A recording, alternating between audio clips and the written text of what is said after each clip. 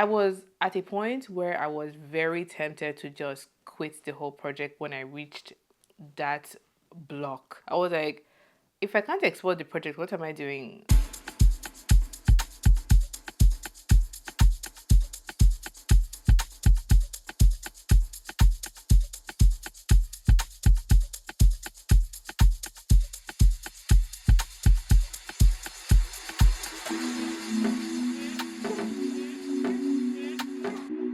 What's up, Kadivas, and welcome back to another video. My name is Priscilla. I'm a Nigerian women's wear designer based in the UK, and you guys are about to embark on a journey of how I created the PDF sewing patterns for this gorgeous waistcoat design. Why waistcoat? I think waistcoats are one of those garments that have endless potential for styling, and you can basically wear it all year round, no matter where you are in the world. So I'm going to be sharing with you guys how I created the digital pattern, all of the additional details that you need to keep in mind if you're someone who wants to create this for your business, or essentially just want to see how creating digital patterns work, so you understand things like the pricing, things like size charts and technical drawings. If you're maybe a student, a small business owner, I think this is useful information to actually know. So if you'd like to find out how I made this pattern, make sure to keep on watching. Don't forget to give this video a thumbs up if you find it helpful, inspiring, or if you just enjoy it in essence. If you haven't subscribed already, click the red subscribe button down below and join our growing community of fashion, design, entrepreneurship, and sewing lovers here on YouTube. With that out of the way, let's get straight into the video. I'm going to be using Clo. Normally I would use Adobe Illustrator to create my PDF patterns and then grade it in Adobe, send it to testers, take on their feedback, and then make any changes before releasing it for sale. But I'm going to do things a little bit different. Good morning, it's about 8 o'clock. I just have to wake up before everybody in the house to get some work done. I have the first rough bodice for the waistcoat. I'm just going to change up the neckline, and I think I want the front to dip down a little bit on the hem and on the back, so there's like a pointy edge here and pointy edge there. I'm going to make all those changes so I have like the base size done.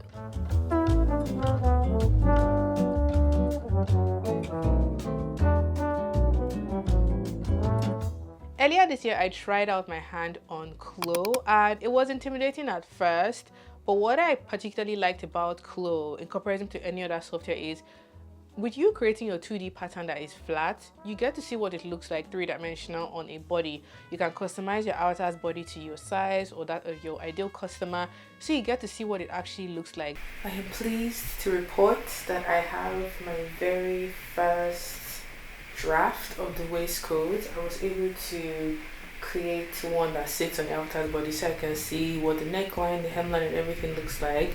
Now I'm just going to show you guys a little sneak peek. So let me just show you what the actual pattern looks like so we can take a better look at the style lines. So there is a princess seam that sits right here, which is what you see here. So there's a princess seam on the front and on the back. So I think I'm going to try and remove the gaping through that seam and then tweak the feet around the side, the neckline. As for the back is like flying weirdly here, so I need to fix the back.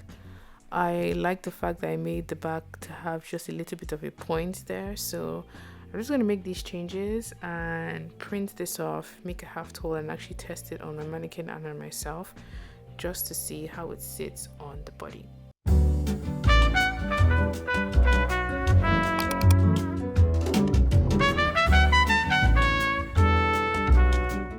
I have successfully assembled all the patterns. This is just for one size, which I think is a small. So I have the back here. This is like the middle back piece, and then that's the side. There's going to be a princess seam on the back. I've just added like a 1 centimeter seam allowance. When I'm cutting my test sample, I also have the front. I think the main thing I need to fix in the front is I just need to smoothen the neckline.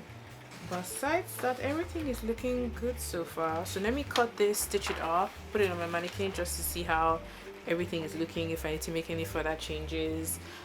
Once I'm happy with this, before I'm going to go ahead and grade, because I don't want to have any errors in the graded sizes that I will send to the testers. That's just going to make my work a lot more.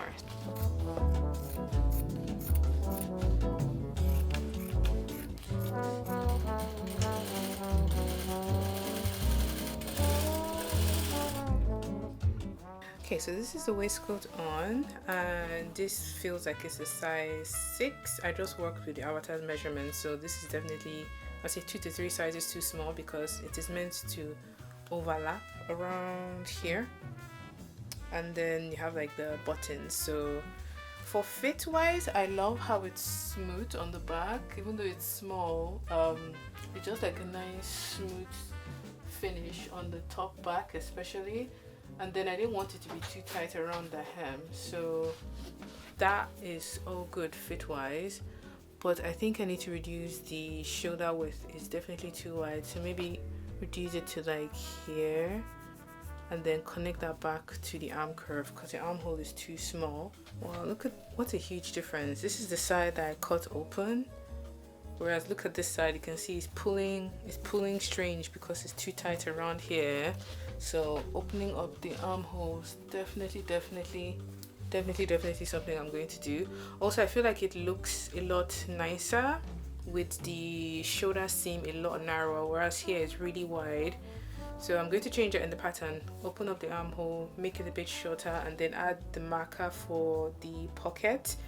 And once I'm done doing that, I need to remember that this is a UK 6 because I'm a UK 10 and it doesn't even, it's too tight. Because I'm just one woman with one body shape, I'm trying to cater to a variety of women with different body shapes, different sizes. The idea of getting pattern testers is actually a really good idea. This is when you send your pattern to people who might make their own clothes, who just want to, you know, be the first to try out your pattern. And then in exchange for them receiving the pattern, they might send you like a review, feedback, pictures. You just have to be clear on the terms of what you want to do in exchange, or what you want in exchange for you giving them that pattern. I actually created a Google form. I'm going to put it up here so you guys see what it looks like.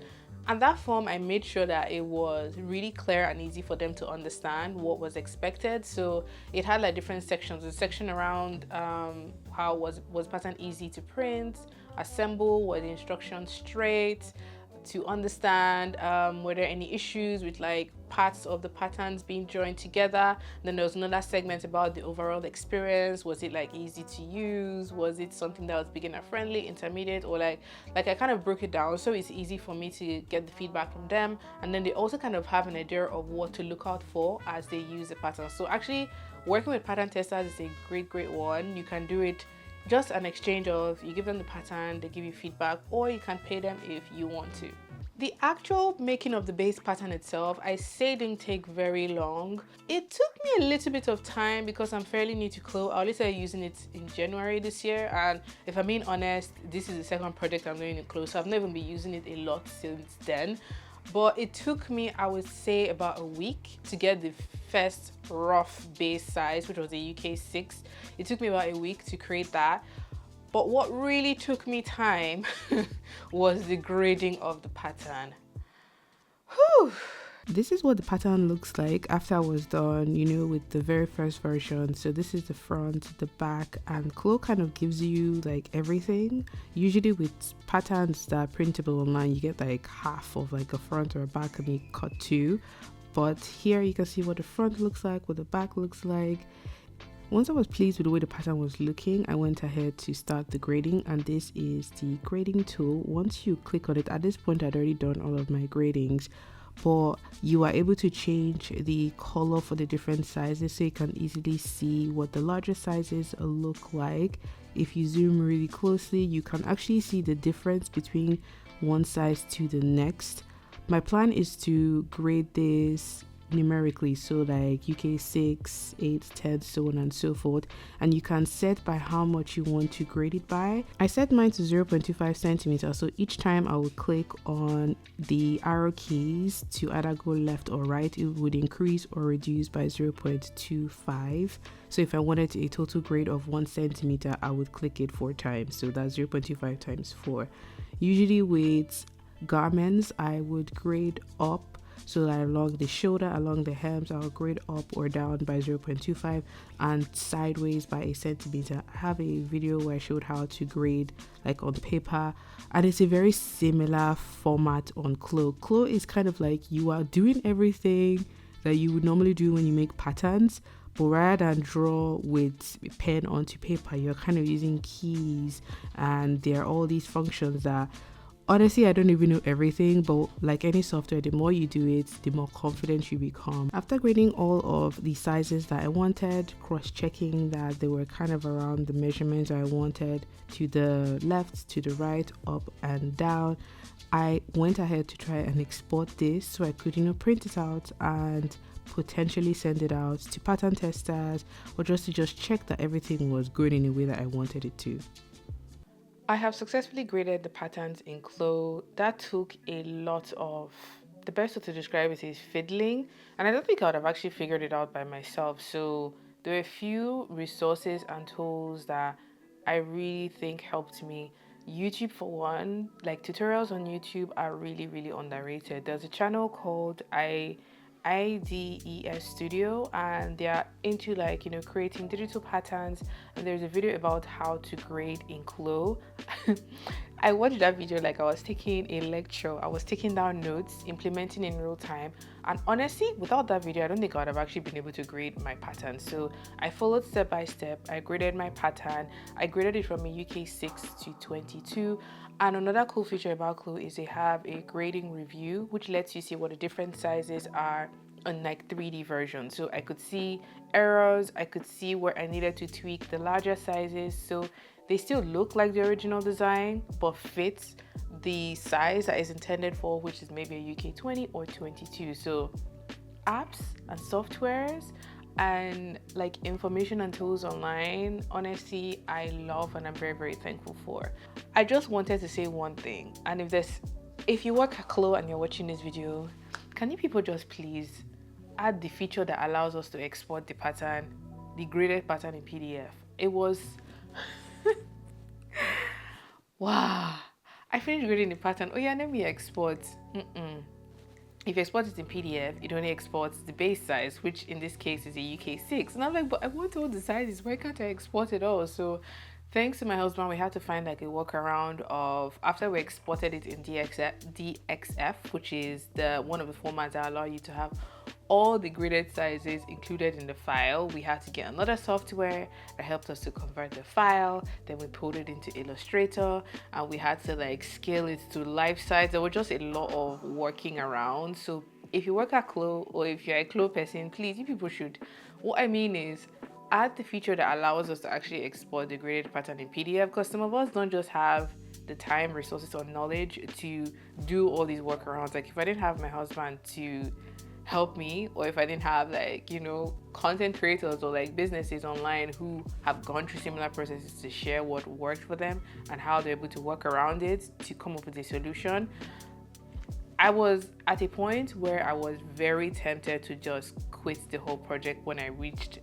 that block. I was like, if I can't export the project, what am I doing? What am I doing here? Yeah, that was one big hassle, but praise the Lord, we solved it in the end. In addition to having the digital patterns in like PDF format that people can print and use for themselves or for their business, I decided to actually create some additional assets that I thought they would find useful. The first was a sewing guide. I just thought this would make a lot of sense for someone who wasn't used to, or who was not really familiar with garment make.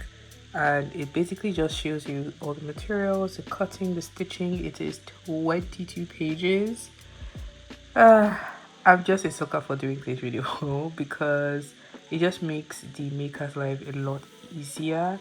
So this is going to be an item that you receive for free when you pre-order the pattern from the 27th of September. That's when the pre-order starts. So you get this free complimentary, and after the pre-order ends, it's something that would now be placed for sale on the website. But just thought to share this quick update with you guys.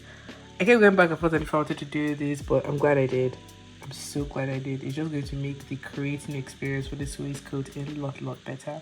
In addition to the sewing guide, there are a few other things that are very, very necessary. A size chart is really important because it gives people an idea of what size that they should choose to suit their current body measurement or size. So just having that so they can like cross-check before they choose the pattern is important. A technical drawing, also known as a flat or a spec drawing, is basically just a 2D version of your garment, the front and the back, so people can get an idea of what the finished garment should look like. So this is the one for the waistcoat. You can see it should have pockets, buttons, so on and so forth. And these are just some tools if you wanted to create technical drawings for yourself.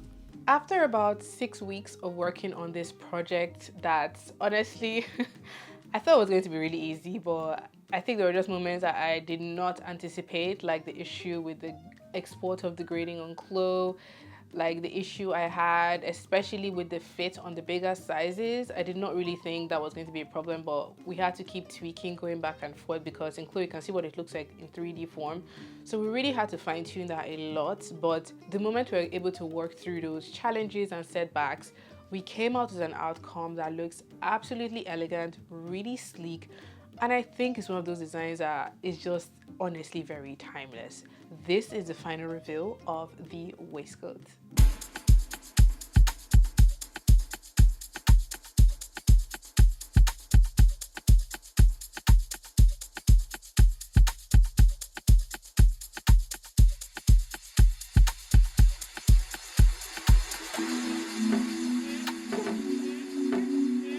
The pattern is available to pre-order from today, the 27th of September, to the 6th of October. You'll be able to get the PDF pattern for this gorgeous waistcoat, which goes from a UK 6 to 22, as well as the sewing guide for a special price of $9.50. After the pre-order ends, the price for the waistcoat itself, the waistcoat PDF pattern, is going to be £11, and then the guide is going to be $4.99. So you're going to be getting both items at a special price if you decide to pre-order during the pre-order window. I'm going to leave a link down below so you can grab yourself a copy while it's still, you know, available at this special pre-order price. Tag me on your recreations, tag me on your waistcoat projects at Kim Dave Designs. I would love to see what you create, all the fabrics, all the trims, the buttons you decide to use, and also how you style it, because I think whether you're in Nigeria that is warm or you're in the UK that is cold, the waistcoat is something that you can really style in many, many different ways to suit the occasion, to suit your personality, and to suit your personal style. If you guys enjoyed this video, give it a thumbs up. Leave any further questions that you have down below, and I'll get back to you as soon as possible. Until my next video, have a good morning, afternoon, and evening wherever you are. Bye.